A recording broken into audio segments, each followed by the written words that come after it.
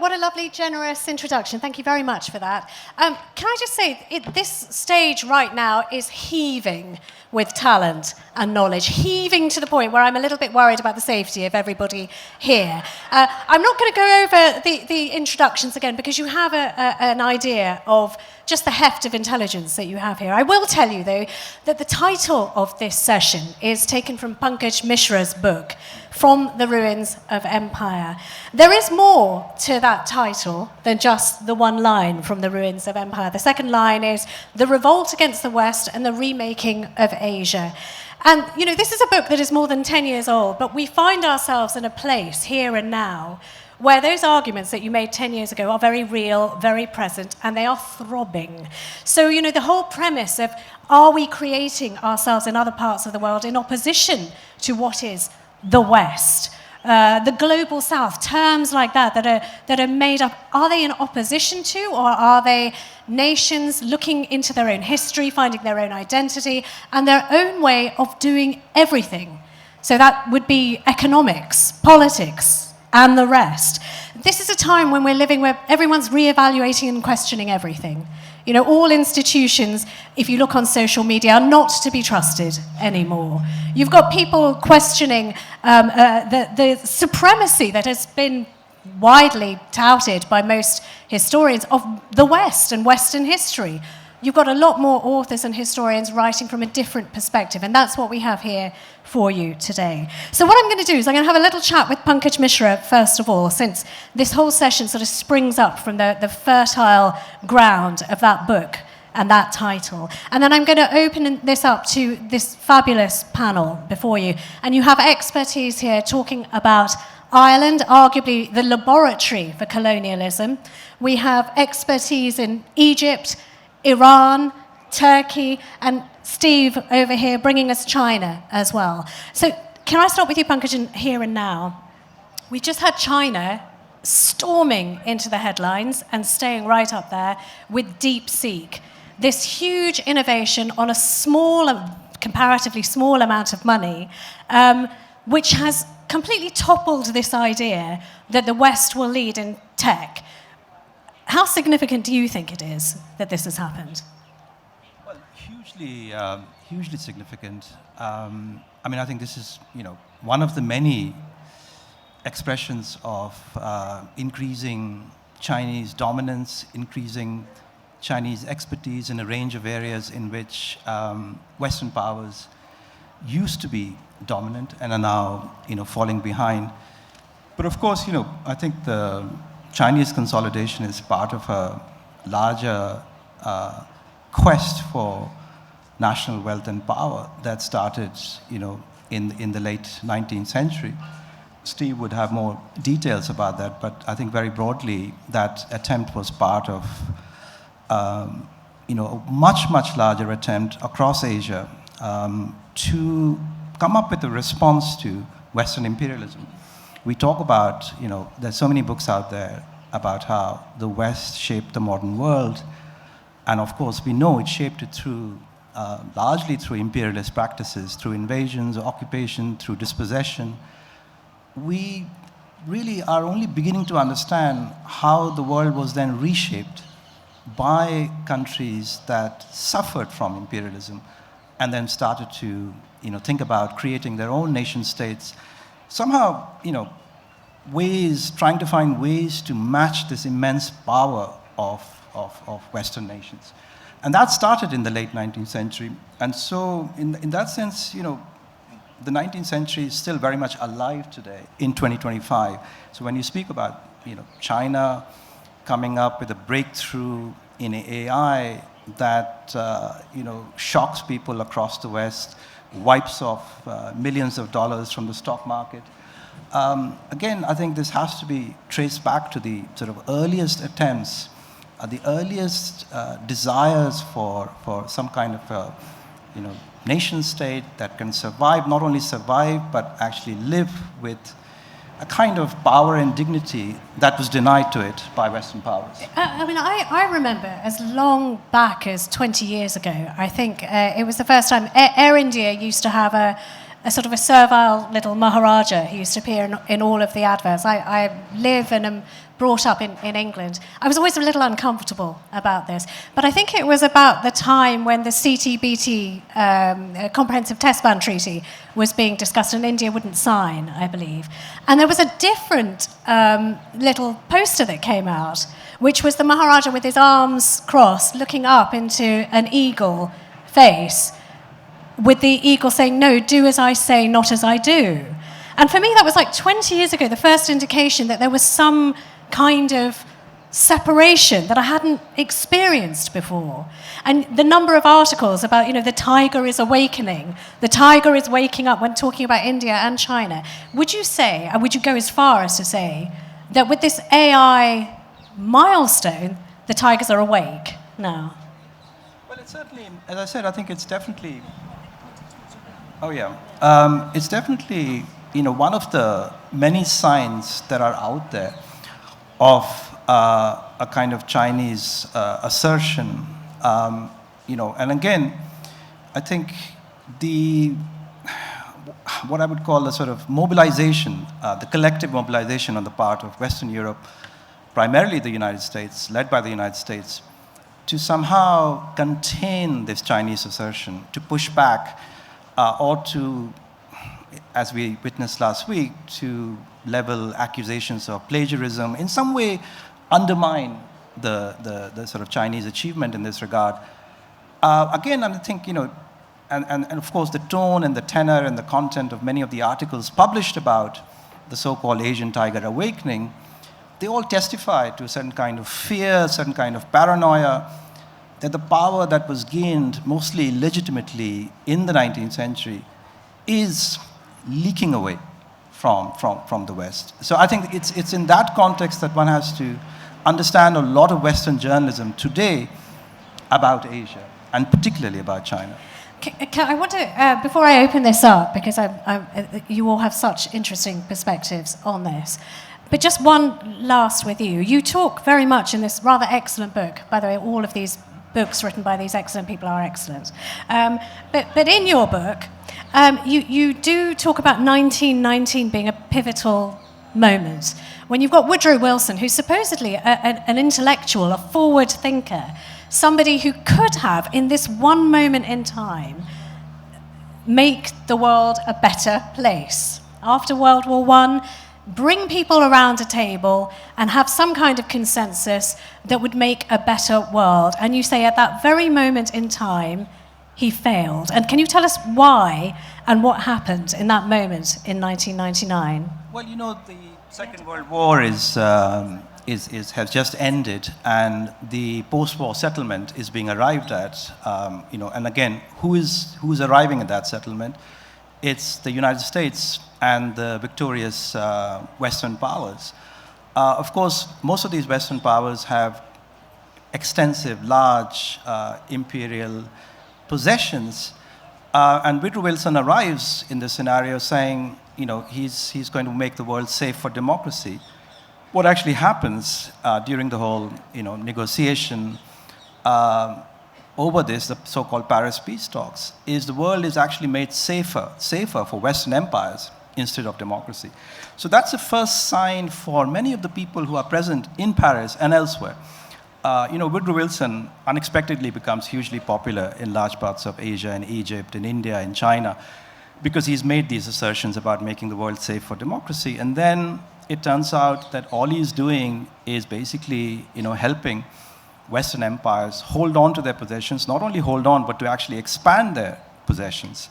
And so the sense of betrayal about this is almost as profound. I think that's the first shock that many people who believe in American promises of democracy, that's the first shock they receive. And of course, today it's much clearer. But it's not just betrayal. I mean, the way you tell it, there's also humiliation, and humiliation will play a big part in what all of you have to say. But the way in which they talk about the Chinese expecting to have a seat at the table, or the non-white nations who expect to have this hand in this brave new world that's going to be created after 1919, it has an impact, not least on people that are going on to do enormous things, like Mao Zedong, you say, is deeply affected by the way in which the Chinese are talked about at this moment with Woodrow Wilson. Not just the Chinese, Anita. It's also very importantly the Japanese, who you remember are on the winning side, and there they are in Europe, insisting that they be treated with dignity, and saying we're drawing up all these documents. Could we have a racial equality clause inserted in this document, just guaranteeing that the Japanese are also equal human beings? And that is vetoed. That is vetoed by Britain and France and the United States. And what is the justification? Interestingly, there's a justification provided by the notorious Balfour, the author of the sort of declaration, essentially to sort of giving Zionists what they wanted at that time. And he says, I can't believe that an Asian or an Ethiopian is the equal of a European. So I think, as you say, the sense of humiliation is profound, and not just among people who are not represented in these talks, but even amongst the Japanese. And of course, the Japanese trajectory after that war, Pearl Harbor, can really only be understood by this shock that they received in 1990. It's so interesting. And Steve, turning to you, if you were at Steve's session yesterday, you're very lucky. It was brilliant, brilliant, brilliant. Steve Rosa has written this book about the Opium Wars. And the thing that I notice, it's happening now again, and it happened last time Trump was president. When he talks about tariffs, Chinese newspapers talk about the Opium War. And the headlines are, you know what, you had us last time, we're not falling for this shit again. And it's really defiant and linked to the Opium War. Why is that such a huge part of even diplomatic psyche, the Chinese psyche even now? The Opium War... Steve, you have to point it like a rock star. Yeah, the Opium War is very much kept alive today. It's the foundation of modern Chinese nationalism. The war in which the British came to a weakened Qing dynasty and went to war against them in order to force the drug trade on them. It's a war in which China unquestionably had the moral high ground, and it is fantastically useful for propaganda purposes. In hindsight, it's been turned into a nationalist cause, that the Chinese people suffered at the hands of the British. The irony of this is if you actually go back to the time, it's very open-ended who the Chinese people felt loyalty to at the time. Because what you have in the case of China in the 19th century is a layering of imperialisms.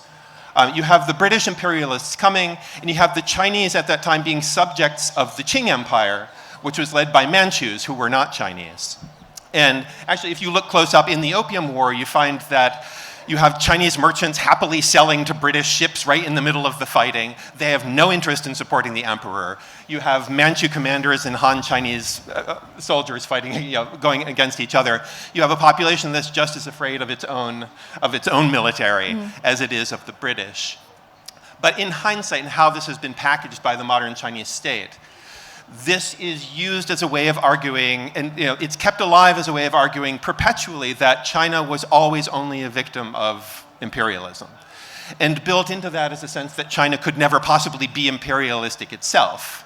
Obviously, these two things can be true at the same time, that China can have been a victim of imperialism and also be an imperialistic power itself, that these can coexist. Right.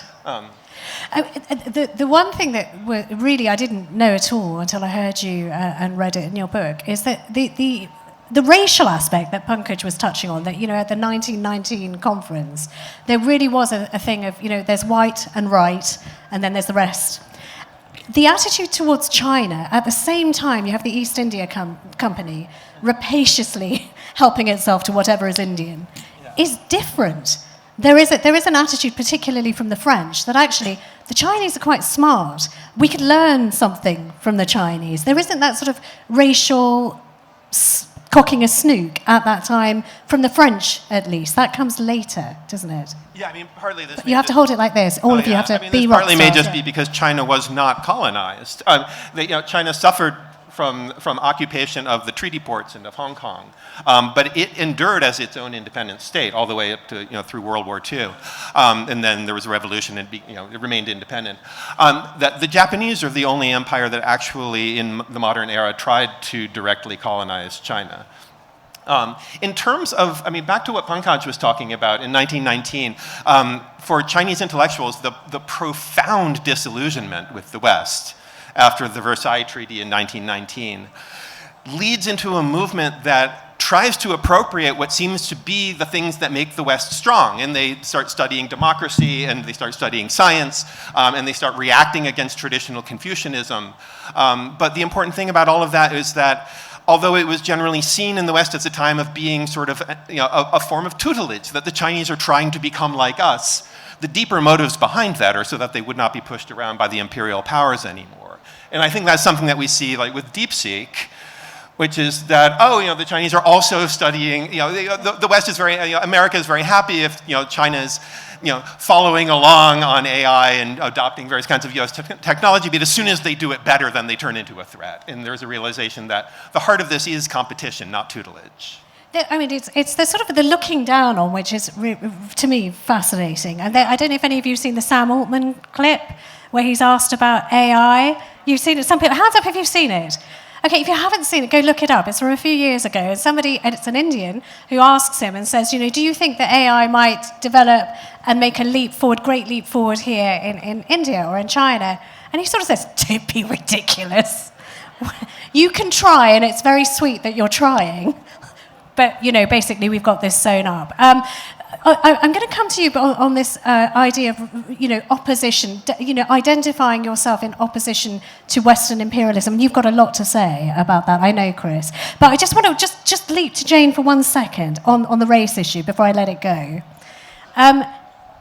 It isn't always colonialism against people of a different colour, because Ireland, basically the same colour, but Ireland was the first place to experience everything that would become first English and then British colonialism. Can you tell us a little bit why? Absolutely, Anita. So you're probably wondering, why is Ireland part of this panel? And the answer is because Ireland was England's first colony, and a lot of ideas, especially around racism, were actually worked out in Ireland. So Ireland was conquered in the 12th century, and from that early point, the Irish were depicted as uncivil, barbarous, animal-like. Now, that rhetoric gained steroids with the onset of the Protestant Reformation in the early 16th century, because, of course, the Irish were Catholic as well. It really, and particularly the work of a very, very famous Renaissance poet who was also a colonial administrator in 16th century Ireland, a man called Edmund Spenser. I don't know if people have read Faerie Queene, but Spenser also wrote a tract about Ireland where he basically said the Irish need to be cleansed from Ireland. He advocates what we would call today ethnic cleansing and genocide of the Irish Catholic, Irish-speaking barbarians. And Spenser's writings become a foundational tract and are later appropriated in the 19th century by British imperialists, and I should say British and Irish imperialists, because the Irish were both colonized and victims of imperialism, but many people learned the business of empire in Ireland and went on to become very active, and they took this discourse of racism with them. But I would say in a country like India, the Irish Catholics were treated the same as the sepoys, Anita. They were constantly regarded as second-class citizens. Back in Ireland, we see what we would call the practice of eugenics from the 1890s. And those people who lived in the west of Ireland were believed to be an inferior race. So you do see Ireland very much as a laboratory for empire for exactly this. Well, I mean, to the extent where you argue, I think, brilliantly, that creating Ulster was the first proof positive that partition works. That if you create this sort of sub-state within a state, you can have enough friction and a valve that you can turn whichever way you want to keep some level of control. Very much so. So those tactics of divide and rule are really perfected in Ireland. You might want to tell people what Ulster was, Yeah. as well, the plantation. So basis of that. basically, Ulster, there are 4 provinces in Ireland, and Ulster in the 17th century was the province most densely populated by Protestant colonists. It was a settler colony coming from England, Scotland, and Wales. And that is what we would have where the most Northern Ireland is today. And there was a big push for home rule as part of a nationalist movement, very like here in India from the 1890s. But these Ulster, and then of course we had 1916 and Ireland making its own bid for freedom, because just as Ireland helped to make empire, it also helped to unmake it. And that 1916 rising was the beginning of the unraveling of the British Empire. But then Ireland formed a model for partition. So in 1920, Ireland was partitioned, the 6 counties in the north. So the province of Ulster itself was partitioned. And then the other 26 counties became what is today the Republic of Ireland.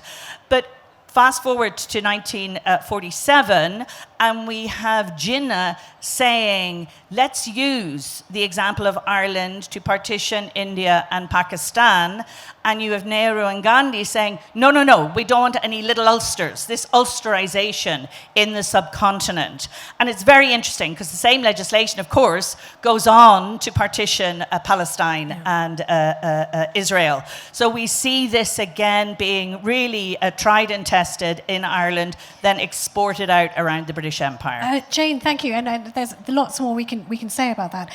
Christopher de Bellaigue, I mean, your work really does touch 3 fascinating places, which have found themselves very volubly evaluating their relationship with Britain when it was already a great colonial power, and what it means then to be Iranian, Egyptian, or Turkish/Ottoman, which is a more complicated thing. So tell me, where does that British shadow or outline or reality exist in all 3 of those psyches? How does it work? Yes, this comes back to the point of, which is a corollary point. It's a question of, again, somewhat similar to China. It's a question of not being formally incorporated into a Western empire, but being greatly affected by it. The first thing I'd like to just come in on is anyone surprised that China has stolen a march on the West, or indeed in this perhaps isolated incident over various tech companies? Yes, a lot of people who invested billions of dollars into tech companies in the US. I've spent time with tech people in Silicon Valley. They are fantastically intelligent, but fantastically limited.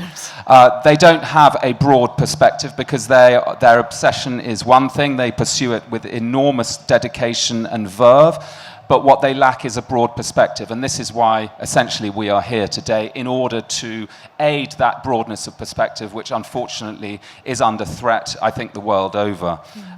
Being on the edge of empire is something that I thought a lot about in a book that I wrote, which deals with the entry of modern ideas to Turkey, Iran, and Egypt. Of the 3, only Egypt was ever invaded by the British, but all came very much into the ambit and the orbit of imperial concerns and colonial concerns.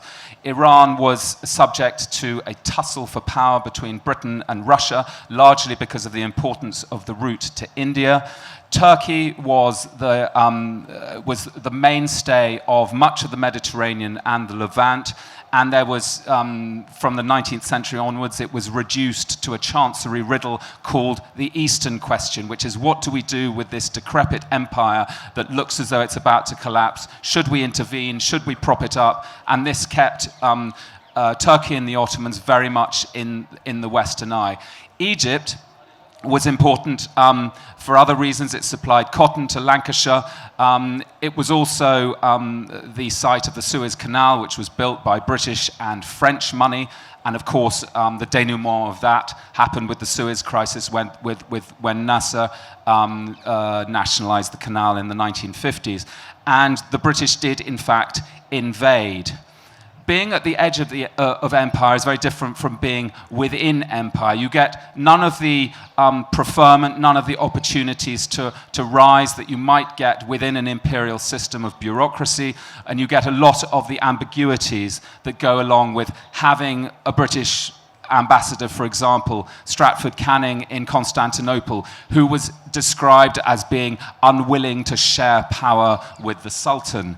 Or you had in Persia, you had the importance of the oil fields in the south, which then allowed Britain to power its warships in the First World War, powering those warships to victory. And then the British said, again, this is about technology transfer. Again, this is about looking down at the technological abilities of others. No, the Iranians can't look after their oil industry. They would just ruin it. We're not going to give it to them.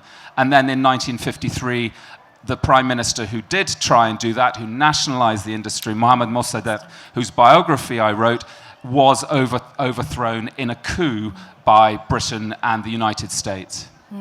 And as far as today is concerned, do those countries, just as Pankaj said, that 1919 moment is still having an impact on China in particular. We talked about China.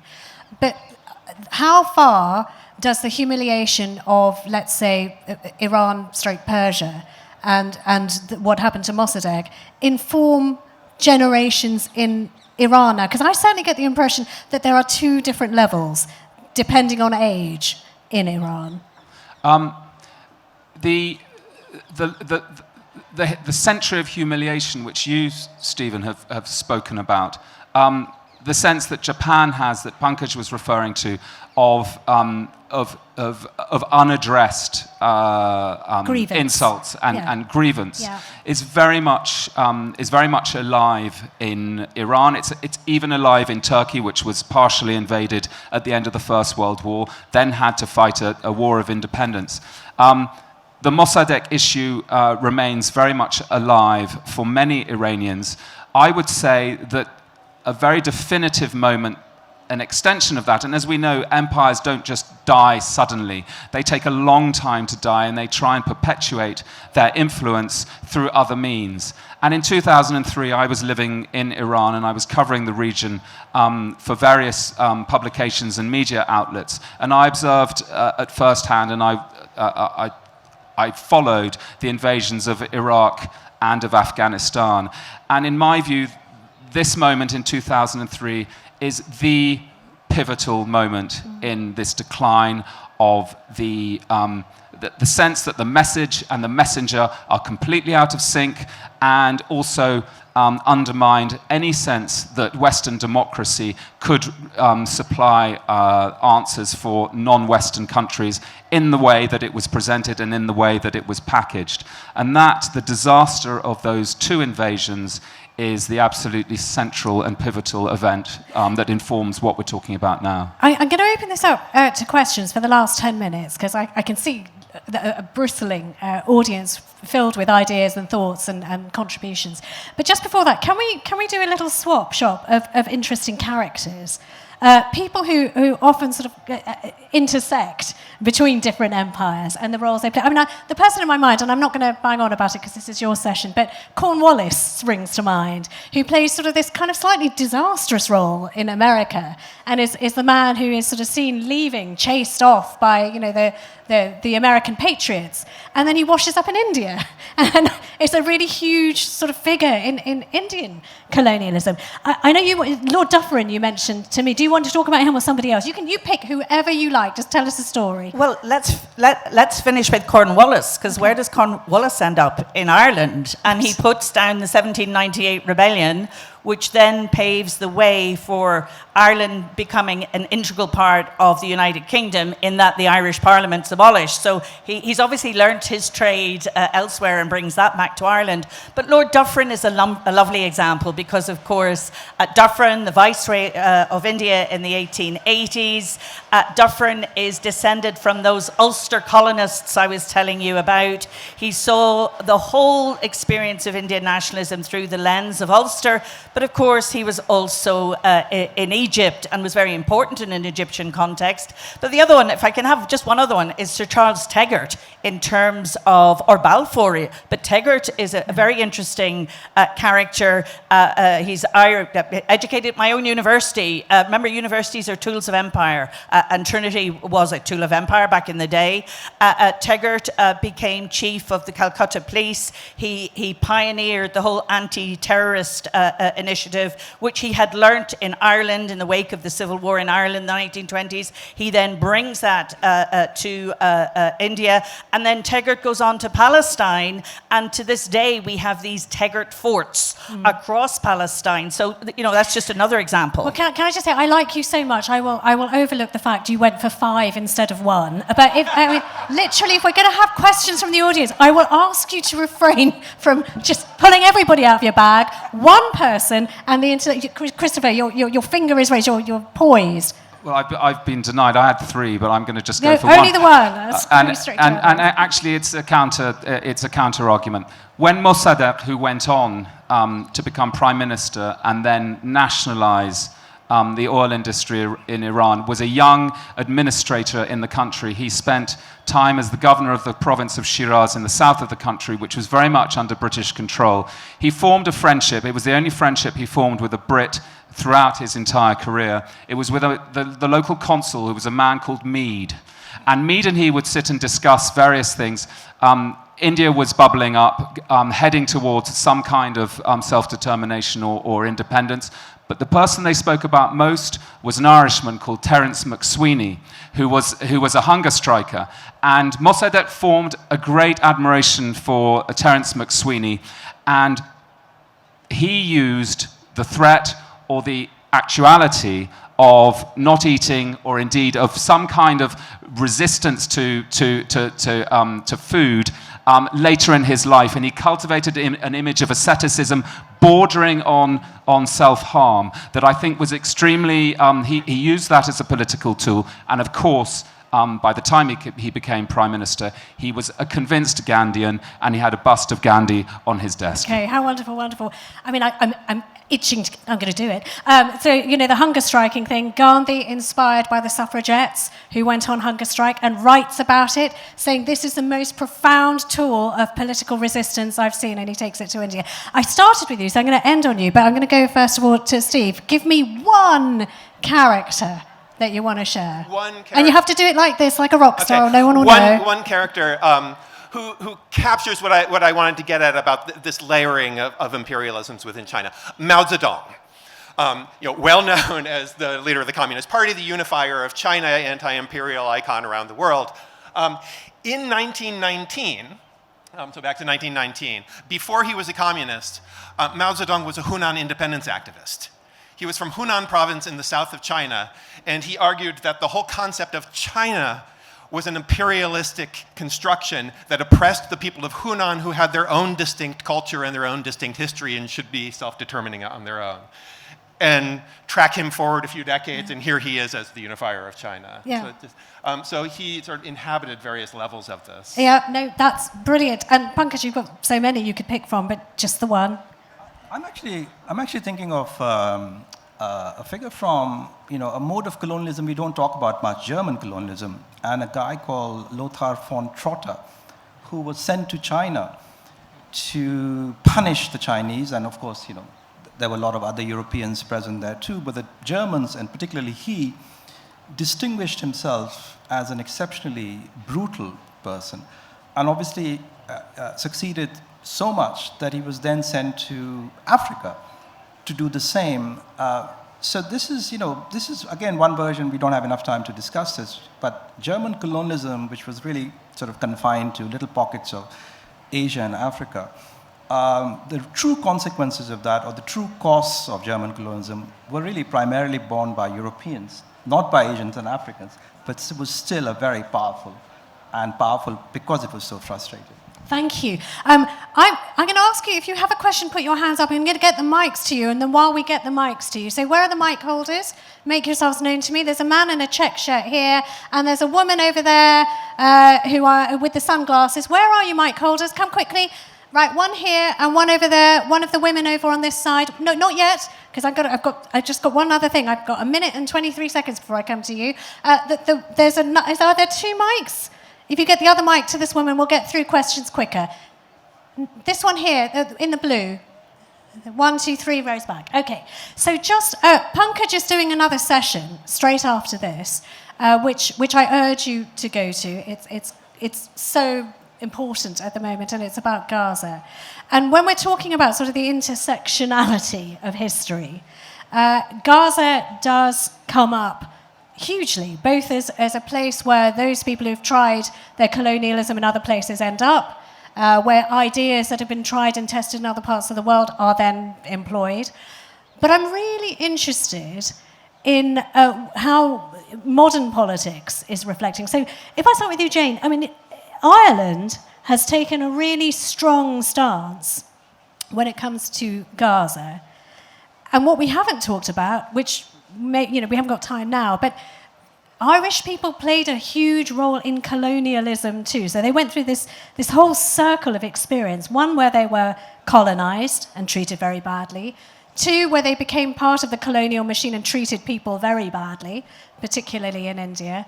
And now here, where they sort of stand apart, along with South Africa, stepping forward on the issue of Gaza. What do we take from this? Well, I think you've got to remember that Ireland was colonised, and I think it has, in other words, our history of being colonised has profoundly shaped Ireland's stance on Gaza. Our ambassador, Kevin Kelly, will speak about this tomorrow, but I think the rest of Western Europe can't figure out what on earth's going on in Ireland. Why is Ireland an outlier? And the answer is Ireland was the only country in Western Europe that was colonised. It understands very deeply what that means. And let's not forget it, folks. Thank you. Imperialism is all about violence, and it's all about the exercise of power. And we can sugarcoat it any way we want, but I think that's just the grim reality of it. Okay, thank you. And Pankaj, as I say, you've got a whole session talking about this next. Is this a 1919 moment? Because, this whole thing has been televised. We've all seen the pictures coming from that part of the world. Has something changed completely as it did in 1990? And are we going to see the effects of this for years to come?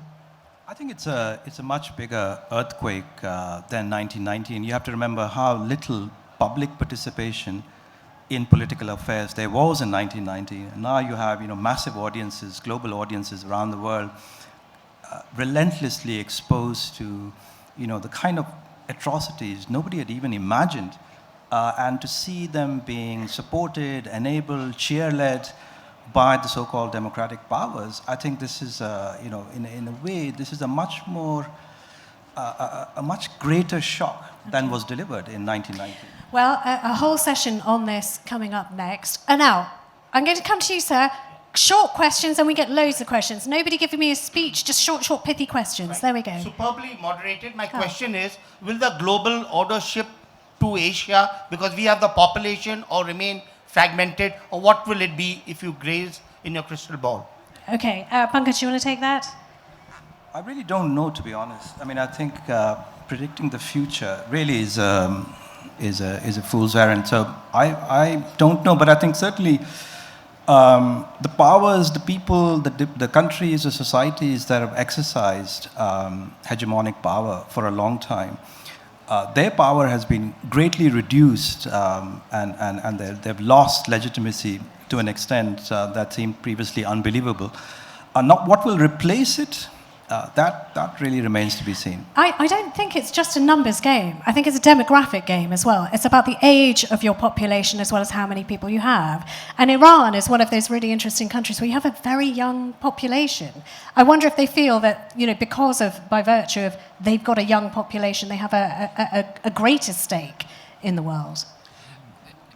All of the subjects that we're discussing now within an Iranian context are domestic subjects. So the attitude of Iranians towards Gaza is rather counterintuitively, most people are desperately unhappy with their government's they're supporting Israel. I mean, Iranian Twitter comes out for Israel. Diversion of Iranian resources to fight through proxies a war that they don't consider their own. So what would have been, I'm sure, huge sympathy for Gaza has been dissipated and indeed nullified by the fact that the Islamic Republic, which many people dislike intensely, has taken such a role in this. In terms of the growing demographic, I agree with Pankaj that it's extremely difficult and to determine what's going to happen in 10 years, let alone 50. It clearly depends on wise leadership, and it depends on having a strategy, an economic and political strategy. It's not simply about demography. Iran, for example, did have a major demographic bulge, but it squandered a lot of that bulge because a lot of the youngsters left, and they didn't want to be part of the country as it stood. But it still could become a major powerhouse. Thank you. Let's get the woman there. Who else has a question? Let's get 2 mics to those people straight away. There's a woman over there. Whoever's a roving mic, get to that woman. Stand up for me. If you can see me pointing, they'll come to you. Okay, let's take the question here. Looking back, does the end of one empire necessarily contain the ingredients of a new empire? Is that inevitable? Well, let's go to Stephen on this, because arguably the end of the emperors started communism. You have to hold it like this. Absolutely. And it varies in different places, but in contrast to the Ottoman Empire, when the Qing Empire is overthrown in 1911, the Republic and then the People's Republic that follow it managed to hold on to nearly the entire territory of a land empire that was carved out by Manchu horseback warriors in the 17th and 18th centuries. That has survived in 2025 as being sort of considered the natural territory of the Chinese nation. It's the basis of China's control over Xinjiang and Tibet. It's the basis of their claims to Taiwan. So in the case of China, they very much have tried to sort of, I think the ghost of the Qing Empire is still very much alive in China today, much more so even than the ghosts of the British in China. Thank you very much. There's a woman who's got the mic here. Let me have another hand up from here. Is there anyone near at the back? Because nobody loves you. If you've got a question, stand up and we'll get a microphone to you. Okay, there's a gentleman right. If you can, someone run it to the back. I always feel I feel sad for them. They get here late, and then they're punished disproportionately. Okay, let's take the woman here at the front. Yes, stand up when we can see your face. There we go. Hi. The English are unaware of their imperial history. Is this deliberate?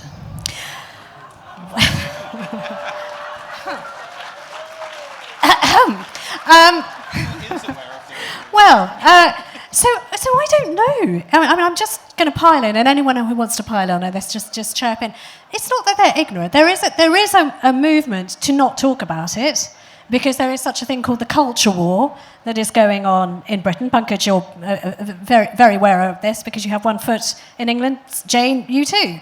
But you know what I always find amazing, and I would say this because we do a podcast about empires, which has become ridiculously successful and popular. It's sort of nearer 47 million downloads now. I think that was an old number that you had. So whereas from one quarter, there is this argument, can we not talk about this? Can we just let it go and move on? That is to presume that the rest of the world is not talking about it and not thinking about it, which, as you know, all of these brilliant speakers and the fact that there is not one seat left here would attest that actually the rest of the world is not talking about it. This is not a war, it's a discussion. So let's have a chat. Anyway, Pankaj and Jane. Sorry, Pankaj, you first. Did you want to come? Jane, go for it. Yeah. So there's a saying that the English never remember and the Irish never forget. That's brilliant. Seriously, though, I would agree with Anita. I think there is this current very interest. We live in an age of reparations, retribution,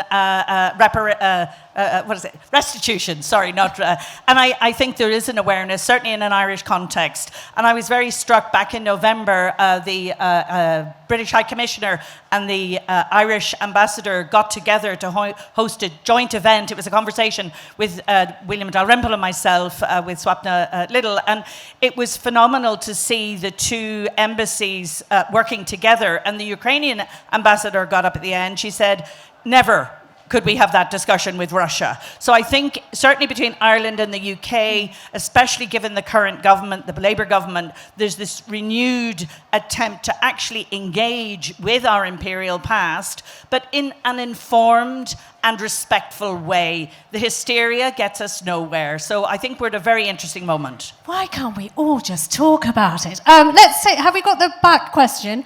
And then we're doing, yes, who's got the microphone? Whoever's got the conch can speak. I've got the microphone. Okay, then ask your question. I can't see you, but there we are. Go for it. I'm interested in what makes colonizers and why certain countries have a certain, tendency to colonize over others. Who wants to take that? I'll let anyone. Do you want to take it, Christopher? It's not Have the a shot. easiest question to answer, particularly since I'm the only one up here who's actually, I think, 100% British. If that's a possibility, says Sanjoy. I don't think that there is a congenital or a genetic or a pre-existing condition that makes people colonizers.